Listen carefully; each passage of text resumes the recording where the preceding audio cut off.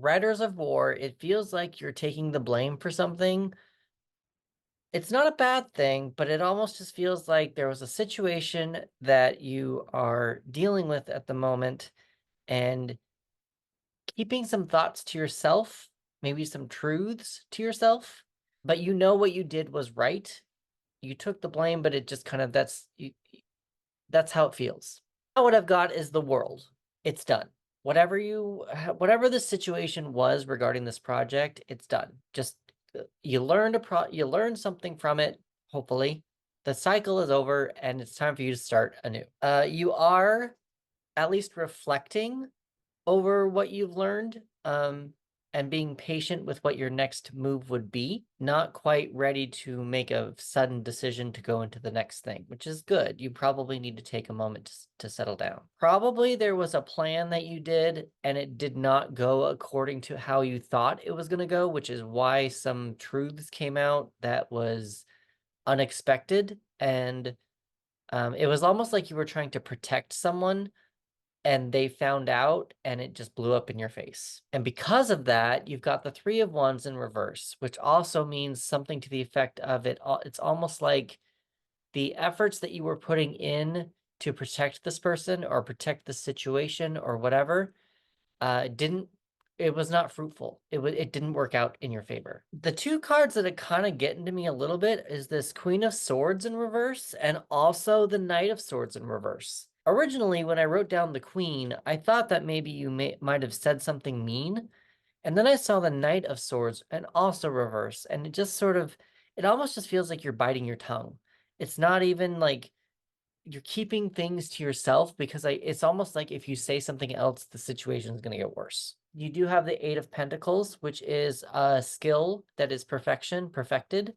Probably you probably know what went down like in your inner truth, and that's all you can really hold on to at the moment. It's just if you even tried to fix it somewhere else, it's not gonna work out in your favor, which is kind of giving you a little bit of heartache. This is the Three of Swords. You're a little hurt. You're hurt over it. You're hurt over this situation, but you're gonna be okay. It's a little bit of a bruised ego situation, but I think you're going to be fine. You also have the Eight of Cups in reverse. I would beware of this Eight of Cups in reverse. It almost feels like you're staying put because you feel like you're not able to move on. I think once you're able to accept the ending, like it's over. Like it's not like you haven't accepted it. You know it's over, but it's done. And once you're able to kind of like get yourself to just turn around, I think you'll be able to leave and go to a better space. And the card at the bottom of the deck you got is the Queen of Wands. She likes attention. She is very fiery. She asks for a lot of attention. And when she gets it from one single individual person, she kind of pulls back. She likes to have attention from everyone. So because this is the card at the bottom, oh, there's some chills. Because this is a card at the bottom of the deck, it's almost like you saved something. Like it almost feels like, yes, there was drama. Yes, there was a fight. Yes, there was a plan that went awry. Yes, you are being a martyr. Yes, you are taking the blame for something. But there's almost like clarity that it's done now, and you are the person that brought forth um that piece of information for people to know, and you're kind of like comfortable knowing that you're the person who brought this forward. Does that make any sense? It's almost like you were the tattletale, but you were comfortable being the tattletale, or at least now you are. Whistleblower, that's the word that I was looking for. You were probably the whistleblower. The numbers you might want to pay attention to are 21 7 7 3 3 2 8 3 8 3. And if you add all those up, you get 65. 6 plus 5 equals 11. 11 in the major arcana is the justice card, and justice is all about fairness and the law and that kind of stuff. So there's probably something going on underneath with who was being fair, who was being mistreated, um, and you just kind of brought that to the surface, and everyone's kind of just dealing with it. And so that's probably where some of that is coming from. But you are comfortable that you are able to actually speak your mind. You have a lot of repeating numbers, 21, 7, and 7. All of those are multiples of 7. So kind of keep 7 in mind, really. You've also got 3, 3. And then if you skipped a couple, you got 3, and then skip one more, you get 3. So look at the number 3 as well.